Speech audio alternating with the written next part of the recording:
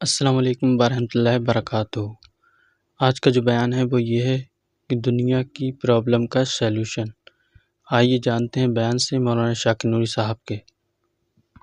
آپ اس طرح سے دیکھتے جائیں، دنیا کے ہر پرابلم کا سولوشن آپ کی نگاہوں کے سامنے ہوگا۔ کوئی نہ کوئی کسی نہ کسی طریقے سے مدد کرتا ہوا دکھائی دے گا، کسی نہ کسی طریقے سے سپورٹ کرتا ہوا نظر آئے گا۔ لیکن اللہ اکبر، میں نے جس آیے کریمہ کی تلاوت کا شرف حاصل کیا، اس میں رب قدیر ارشاد فرماتا ہے، یقول الانسان یومئذ این المفر۔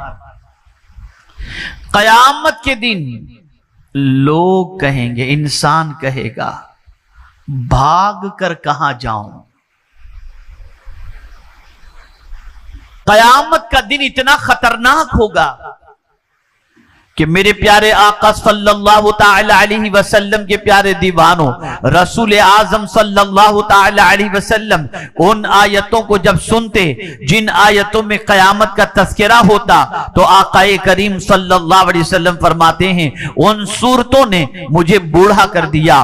آپ اندازہ لگائیں، یہاں انسان ایک دوسرے کے کام آتا ہے، ایک دوسرے کی مدد کرتا ہے، ایک دوسرے کا سپورٹ کرتا ہے، ایک دوسرے کے سلسلے میں خیال کرتا ہے، یہاں تک کہ مر گیا تو کاندھے پر اٹھا کر قبرستان پہنچا دیتا ہے۔ میں ابھی ایک جنازے کے موقع پر میں نے دیکھا، قبرستان میری والدہ کے یہاں میں فاتحہ پڑھنے کے لیے گیا، ایک سودانی آدمی، اللہ اکبر، تقریباً سودانی حضرات ہی تھے اور اس کی نماز جنازہ میں وہ شریک ہونے کے لیے آئے تھے، تو کچھ یہاں کے لوگ بھی اس میں شریک تھے۔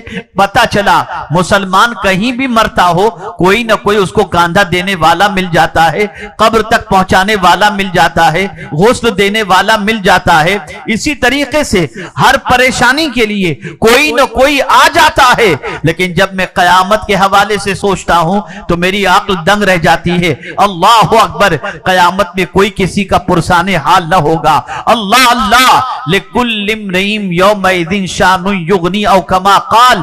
قیامت کے دن سچویشن یہ ہوگی، ہر ایک دوسرے سے بے نیاز ہوگا، کسی کو کسی کی فکر نہیں ہوگی۔ کوئی ڈوب رہا ہے، کوئی پریشان ہے، کوئی گموں اور آلام کے اندر گرفتار ہے، اپنے پسینے میں ڈوب رہا ہے۔ قیامت میں کوئی کسی کو نہیں پوچھے گا، نہ کسی کی طرف توجہ دے گا، یہاں تک کہ اللہ عز و جل ارشاد فرماتا ہے، یوم یفر المرء من اخیہ، بھائی بھائی سے بھاگے گا، کوئی ایک دوسرے کا پہچان وہاں پر نہیں کرے گا، کوئی ایک دوسرے کو نہیں پہچانے گا، ہر کوئی ایک دوسرے سے بھاگ رہا ہوگا۔ بیٹا باپ سے بھاگ رہا ہے، ماں بیٹے سے بھاگ رہی ہے، شوہر بیوی سے بھاگ رہا ہے، کوئی کسی کو پہچاننے کے لیے وہاں تیار نہیں ہوگا۔ حالت یہ ہوگی، آدمی قیامت کے دن اپنے پسینے میں ڈوب رہا ہوگا اور سچویشن اتنی خراب ہوگی کہ العیاذ باللہ۔ میرے پیارے آقا صلی اللہ تعالی علیہ وسلم کے پیارے دیوانوں، اب میں آپ سے ایک سوال پوچھنا چاہتا ہوں۔ آپ نے زمین کے اوپر اپنے بچوں کی پریشانی کا انتظام کیا، آپ نے زمین کے اوپر اپنے بچوں کے مستقبل کی تابناکی کا انتظام کیا، آپ نے زمین کے اوپر اپنی پریشانیوں کے حل کا انتظام کیا۔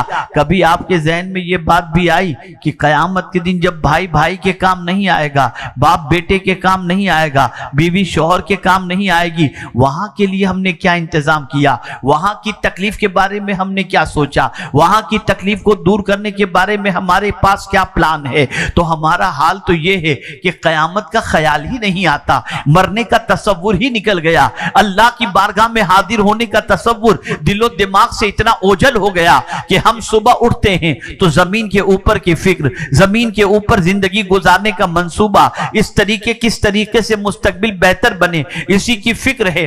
ہم جتنا سوچتے ہیں زمین کے بارے میں سوچتے ہیں، اب اگر کسی نے ہمارے سامنے موت کا تذکرہ بھی کر دیا تو ہم کہتے ہیں یار تھوڑا سا پلیز ہم کو ہمارے اوپر کرم کرو۔ عجیب سچویشن ہے، ہم مرنا نہیں چاہتے، ہم اللہ کی بارگاہ میں حاضر ہونے کے تصور سے بالکل غافل ہو چکے ہیں۔ لیکن یاد رکھو، ہزار غفلت تمہارے اوپر طاری ہو، لیکن یہ بات اپنی جگہ پر مسلم ہے کہ یہاں مستقل رہنے کے لیے نہیں آئے، یہاں سے جانا ہے۔ جب وقت مقرر ہوگا जाना है, वजाअ सकरतुल मौत बिल हक, और ये भी फरमा दिया गया कि मौत की सकरात हक है, मौत की तकलीफ हक है। अल्लाह अकबर। हर इंसान पर मौत के वक्त एक अजीब कैफियत होती है।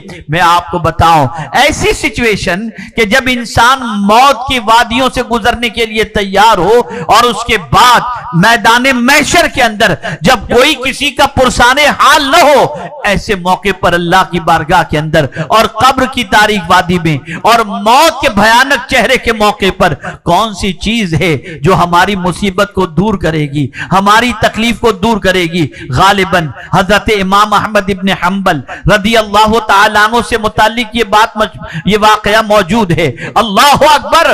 हजरत इमाम अहमद इब्न हंबल बड़े अजीम आशिक रसूल थे, अल्लाह के रसूल सल्लल्लाहु अलैहि वसल्लम के बहुत चहीते थे। चहीते से मुराद इश्क रसूल में डूबे हुए थे, रसूल आजम की मोहब्बत में गिरफ्तार थे।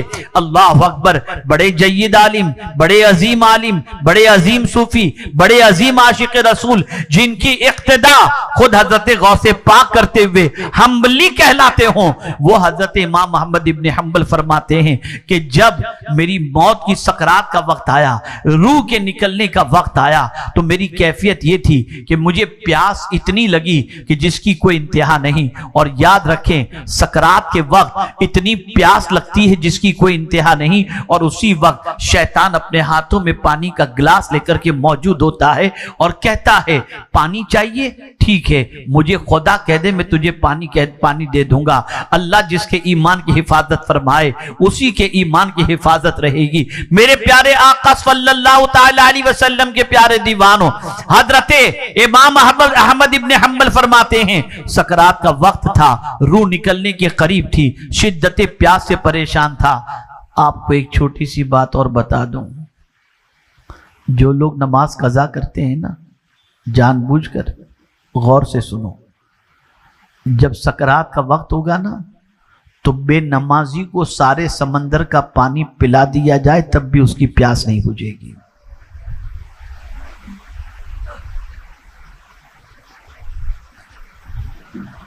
हजरत इमाम अहमद इब्न हंबल फरमाते हैं प्यास की शिद्दत से मैं इतना परेशान था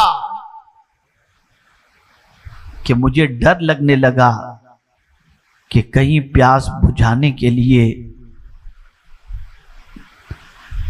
मैं इसको खुदा न कह बैठूं। इसी आलम में था कि कोई खूबसूरत वजीह शक्ल वाला आया और प्याला लेकर, गिलास लेकर के जो शैतान खड़ा था उसे धक्का मारा, और फिर उसको धक्का मारने के बाद उसने कुछ इस तरह मेरी तरफ देखा कि खुद ब खुद मेरी प्यास खत्म हो गई। मैंने पूछा तू कौन है? तवज्जो चाहूंगा।